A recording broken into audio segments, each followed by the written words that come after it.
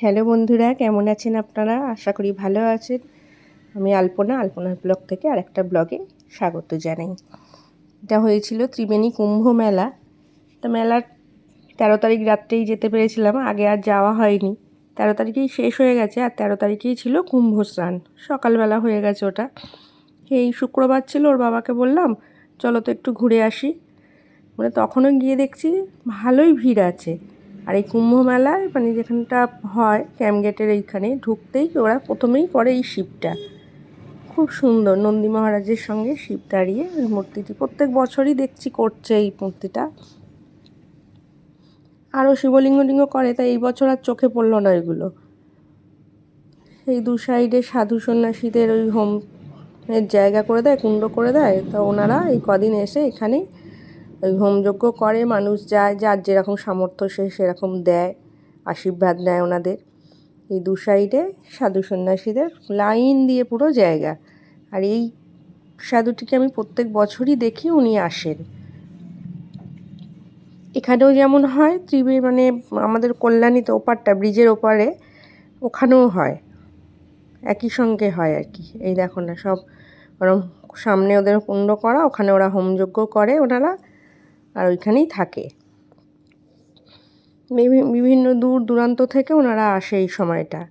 তো এই বছরের ন্যায় গত বছর প্রচুর ভিড় হয়েছিল, কেননা গত বছর যে যোগটা ছিল প্রয়াগরাজ, ওখানেও হয়েছিল কুম্ভযোগ, সেইটা এখানেও হয়েছিল, প্রচুর ভিড় হয়েছিল। তার তুলনায় এবছর ভিড়টা একটু কমই হয়েছে। প্রচুর পুলিশ টুলিশ থাকে।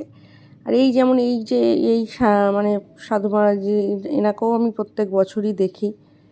কিছু নতুন চোখে পড়ে, কিছু পুরনোও চোখে পড়ে, যারা প্রত্যেক বছর আসে। এটা তো বেশি দিন হচ্ছে না, এটা নিয়ে 5 বছরে পড়েছে আর কি। এটা 5 বছর হলো। এই যে এখানে এখনও হোম চলছে, করছে ওনারা। এই যে পুরো ঘুরে এইখানে হয় সপ্তর্ষির ঘাটটায় আরতি হয়, স্নান হয় ওখানে। ওইখান থেকে মাঠেও কীর্তনের জায়গা করা হয়। চলো ওই দিকটা একটু ঘুরেই একদম তোমাদের সঙ্গে শেয়ার করে দেবো, ভিডিওটা দেখতে থাকো, ওদিকটাও দেখাবো তোমাদের। এই যে পুরো এইরকম অনেকখানি জায়গা জুড়ে এই জিনিসগুলো করা হয়। আর বাইরে রাস্তার ওপরেই দু সাইডে এইরকম দোকানদানি বসে। এই দেখো, এখানে জিলিপির দোকান, ওখানে বাদাম গুড়কাঠি এইসবের দোকান। আর এই যে জিলিপি ভাজবে, আবার উনুন ধরাচ্ছে বলে ওর বাবাকে বললাম। তা ওর বাবা বললো চলো তাহলে গাড়িটা নিয়েই ওদিকে যাই। এই দেখো দুপাশারি দুদিকেই এরকম দোকান বসে, টুকটাক দোকান বসে, বিভিন্ন খেলনা টেলনা পুতুল টুতুল এইসবের। আর এইখানটা ওই প্রসাদ ভোগ দেয়া হচ্ছে আর কি। দেখো কত লোক, ওইখানে ওই অনেকে ভান্ডারা করে না, সেই সব এখানেও করেছে, ওই মাঠেও দেখলাম করেছে। দর্শক মানে যারা আসে মেলা ঘুরতে ঘুরতে, অনেকে ভোগ খায় ওখানে। আর এই যে ছোট বড় মিলিয়ে দোকান ভালোই বসেছিল, দোকান এই মথুরা কেক টেক সবই বসেছিল। তাই যাচ্ছি, ভাবলাম তোমাদের নিয়ে যাই, নিয়ে গিয়ে একটু ঘুরিয়ে আনি। আর রাত্রেবেলা বুঝতেই পারছো এই দিকটা অতটা লাইট নেই, যেটুকু যা আলো আছে আর কি। গঙ্গার ধারে এরকম মেলা হয়, সবাই একটু আসে, ঘুরতে বেড়াতে আসে, ভালো লাগে। এই যে ওর বাবা নিয়ে যাচ্ছে ওই মাঠটায় আর কি। এই মাঠটাতেই বিভিন্ন প্রোগ্রাম হয়, খেলাধুলা হয়, তারপরে মেলা হয়, মিলন মেলা। আর এই দেখো মাটির ওই পুতুলগুলো এত সুন্দর লাগছিল, সুন্দর করে সাজিয়ে ওনারা বিক্রি করছে।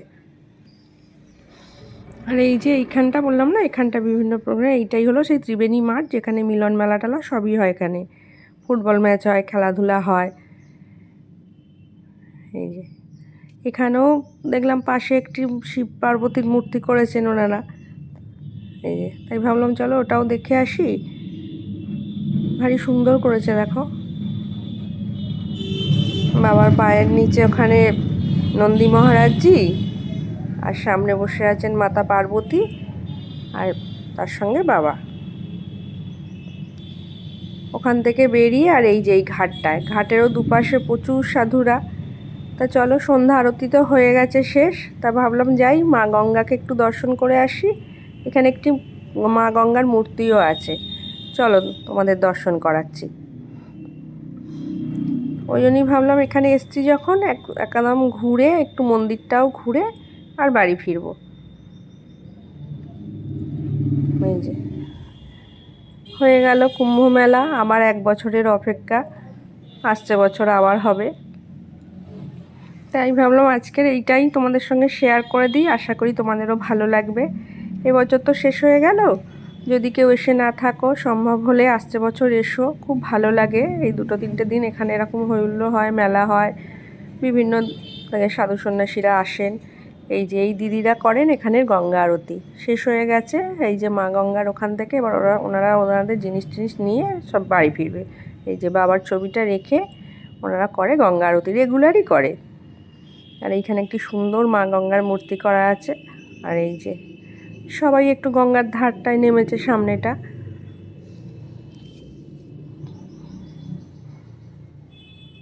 এই যে এইখানটা দাঁড়িয়ে ওনারা আরতি করে।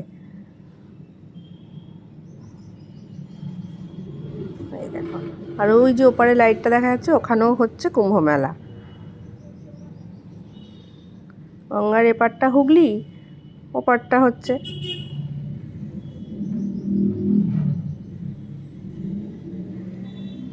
তাহলে চলো এবার এখান থেকে উঠে গিয়ে একটু মন্দিরটায় আসার ইচ্ছা আছে, মন্দিরটাতেও ঢুকবো। এই যে এবং যাওয়ার পথে মা গঙ্গাকে আরেকবার দেখে নিই, দেখে নিয়ে আর ওই মন্দির হয়ে বাড়ি ফিরে যাব।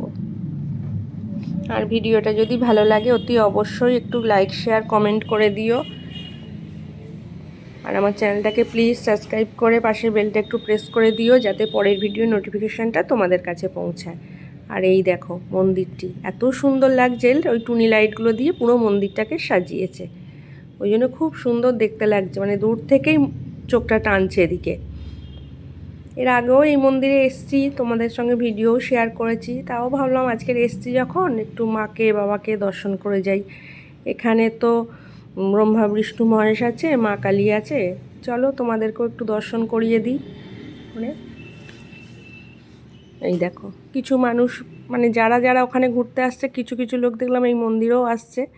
তবে বাবার মন্দিরটি মনে হয় বন্ধ হয়ে গেছে, তাও দেখি আগে এখানে দর্শন করি। আর এই যে লাট মন্দিরটার দুপাশে বিভিন্ন ঠাকুরের সব ছবি লাগানো আছে, বড়মা টড়মা সব ঠাকুরের ছবি লাগানো আছে। আর এই হলো গর্ভগৃহে, ওখানে অনুষ্ঠান করছেন ব্রহ্মা বিষ্ণু মহেশ্বর আর মা কালী। গেটটা দেয়া আছে, তা চলো চেষ্টা করি তোমাদের ওই গেটের ভেতর দিয়ে একটু দর্শন করানোর। এই দেখো এত সুন্দর, এই যে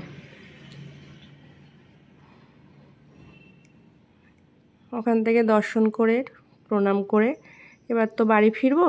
এই যে পুরো এরিয়াটা এটা, আর এইখানে যারা দূর থেকে আসে থাকারও ব্যবস্থা আছে এখানে। আর এই হলো বাবার মন্দিরটি। ঠিক আছে, বাবার মন্দির বন্ধ, সন্ধ্যা আরতির পর বন্ধ করে দিয়েছে। আজকের মতো আসছি, সবাই ভালো থেকো, সুস্থ থেকো, সাবধানে থেকো। আর ব্লগটি ভালো লাগলে একটি লাইক করে দিও। টাটা।